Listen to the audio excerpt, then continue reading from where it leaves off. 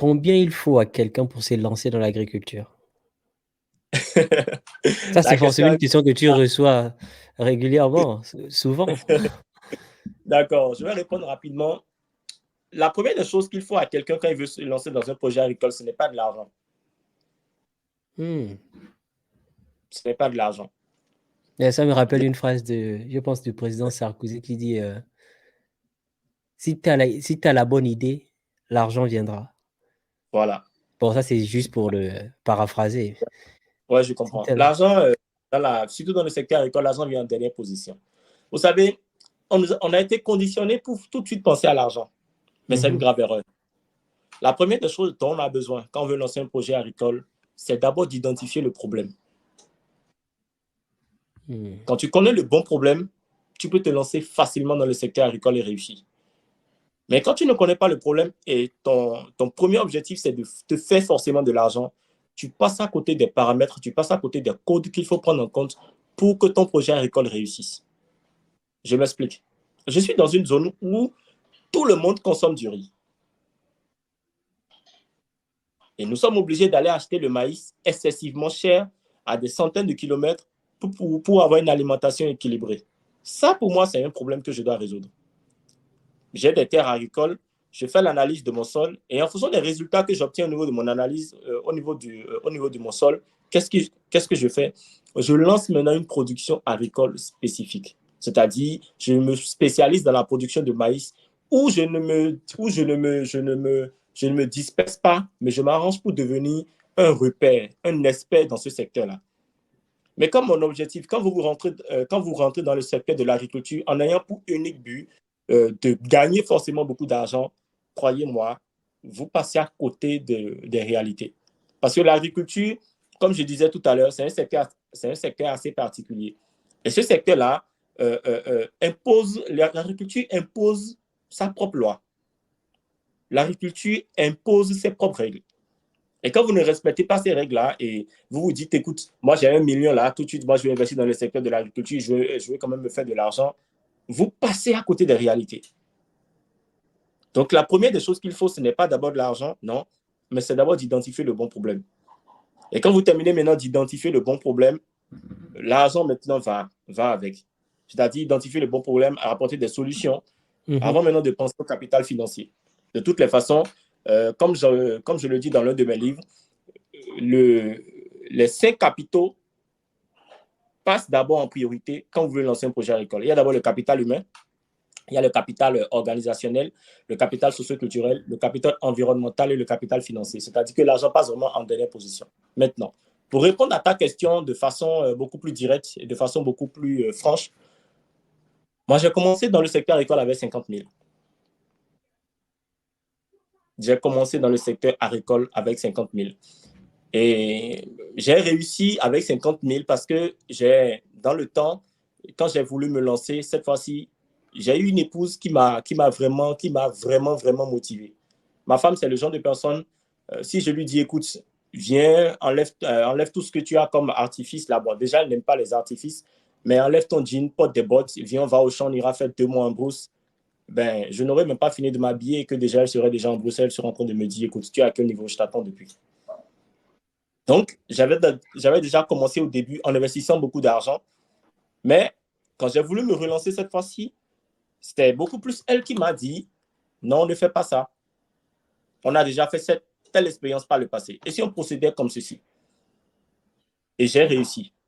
Et ma toute première production dans le temps, c'était une production de concombre. Et je précise que les 50 000 francs que j'avais lancés, ce n'était pas juste pour une production, c'était pour l'installation d'une ferme. Ce qui veut dire que normalement, je devais avoir besoin euh, de plus d'argent. Mais 50 000 francs sur un terrain qu'on a négocié avec quelqu'un qui nous a quand même il nous a déjà prêté le domaine. Et sur le domaine, il y avait déjà un puits où nous avons de l'eau.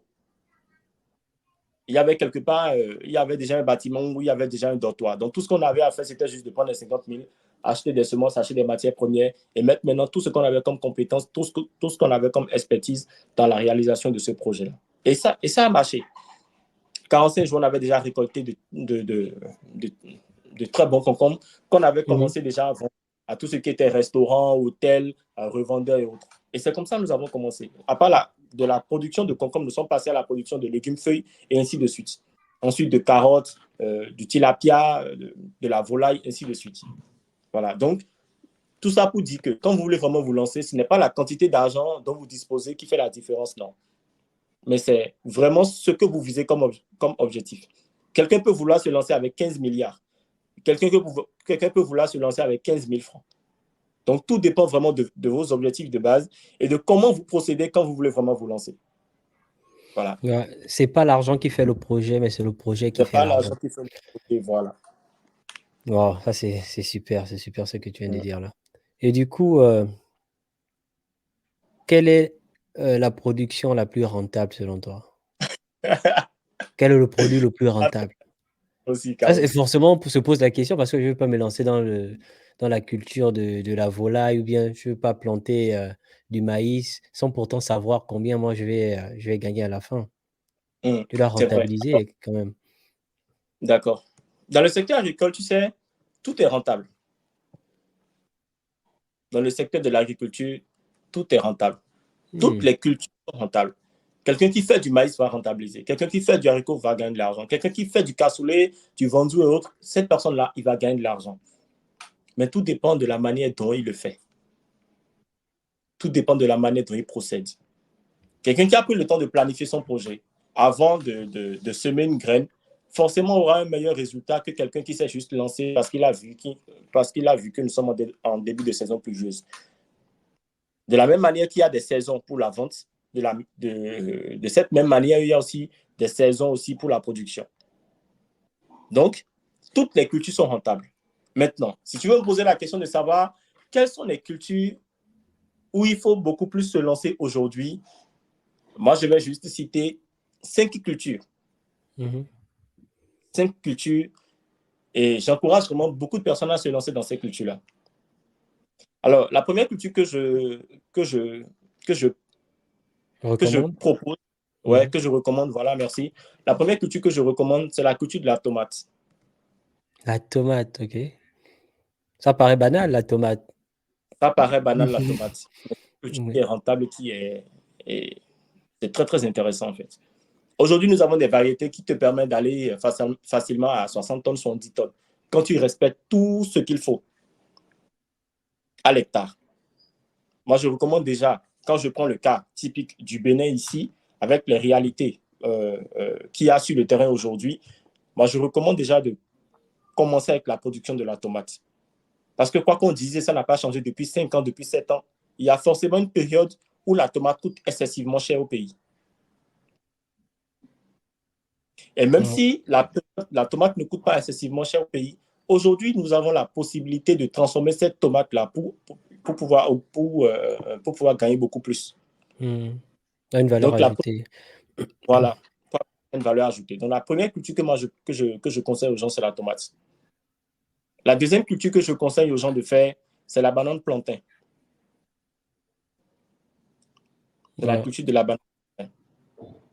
La troisième culture que je recommande aux gens, c'est la culture d'avocat. L'avocat. Oui. Mais l'avocat en griffe, pas partout dans le pays. Il y a des zones vraiment spécifiques où où vous pouvez faire la culture d'avocat. La quatrième culture que je recommande aux gens de faire, c'est le coco. Le coco. Waouh. Ah, c'est intéressant ça, le coco. C'est le coco. Ouais, c'est le coco. Et la cinquième culture que je recommande aux gens de faire, je vais pas parler d'une seule culture, mais je vais beaucoup plus parler d'un groupe. Je vais beaucoup plus parler d'un groupe. Il y a le piment, peu importe le type de piment, le rond, le piment sans bon de la Côte d'Ivoire qui existe déjà au Bénin. Il y a le piment bec d'oiseau, le long là. Voilà, ce Mhm. que les Congolais appellent le piment bec d'oiseau. Voilà. Il y a le piment, il y a le chou, qui est très, très intéressant aussi. Il y a le Mhm. poivron, surtout le poivron, que beaucoup de personnes négligent aujourd'hui, mais qui reste quand même une culture qui, comme on dit, hein, toujours imitée, mais jamais égalée. Voilà, c'est un peu Ok. ça.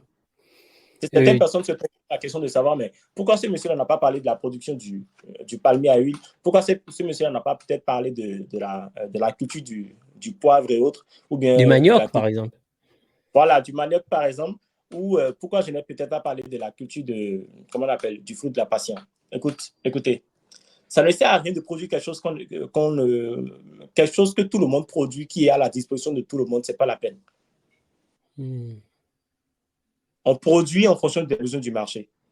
Je ne peux pas produire, je ne peux pas produire par exemple de la mangue dans un pays où je sais que la mangue est vraiment disponible, que la mangue est vraiment moins chère, à moins que je vise un marché extérieur. Et même si je vise le marché extérieur, la première des choses que je dois faire, ce n'est pas de penser à la production, mais c'est de prendre contact déjà avec ceux qui produisent, histoire de me positionner déjà sur cette chaîne de valeur-là. Avant Ouais. maintenant de penser à la production. Mais si je me lance peut-être dans une production de mangue, juste parce que j'ai appris que la mangue est rentable, je vais vendre cette mangue-là à qui? Combien de personnes aujourd'hui sont en mesure, ici au Bénin, de faire sortir 15 000 francs, 10 000 francs pour acheter un kilo de mangue? C'est derrière la maison, ça pousse derrière la maison, je pense, les Ça mangues. pousse déjà là.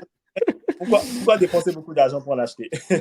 Ouais. Donc, produire vraiment des trucs dont, en fait, produire vraiment des cultures qui rentrent vraiment dans les habitudes alimentaires de la population. C'est très important.